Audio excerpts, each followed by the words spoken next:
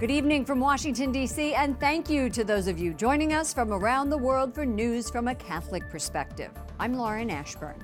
A rare retraction from President Trump about Russian election meddling in 2016.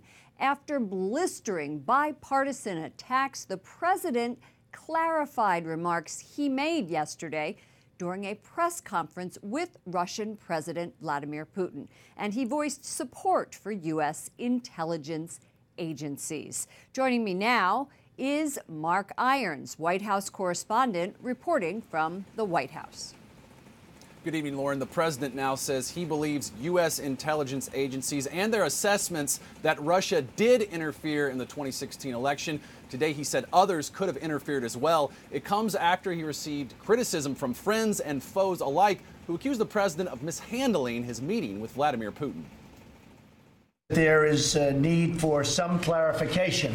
Today, President Trump says he didn't mean to question U.S. intelligence when he said this in Monday's press conference with Russian President Vladimir Putin. They said they think it's Russia. I have President Putin. He just said it's not Russia. I will say this. I don't see any reason why it would be. The sentence should have been, I don't see any reason why it wouldn't be Russia. Sort of a double negative. So you can put that in, and I think that probably clarifies things pretty good by itself. But the president's critics remain. I'm ashamed of it. Every American should be. Senate Minority Leader Chuck Schumer calls it one of the worst days for any U.S. president. He's referring to yesterday's press conference in Helsinki with Vladimir Putin, when President Trump doubted the findings of U.S. intelligence agencies who have confirmed Russian interference in the 2016 election. He trashed American intelligence, took the word of the KGB over the word of the men and women of the CIA. Can you believe it? The denial of facts runs counter to democracy. It could be its undoing, which is why we have to zealously protect independent media. Speaking in South Africa today, President Obama made those comments without directly mentioning President Trump.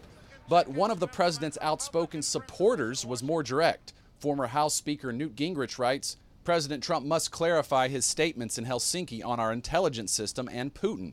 It is the most serious mistake of his presidency and must be corrected immediately. Still, some Republicans defend President Trump and the fact that he questioned U.S. intelligence. The intelligence community was full of biased people, and we've made this all about the sour grapes of Hillary Clinton losing the election, and it's all about partisan politics now. This is truly the Trump derangement syndrome that motivates all of this.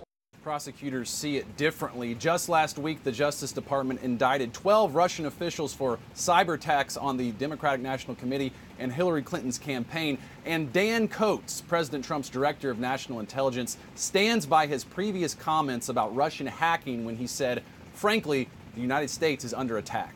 Lauren. White House correspondent Mark Irons, thank you.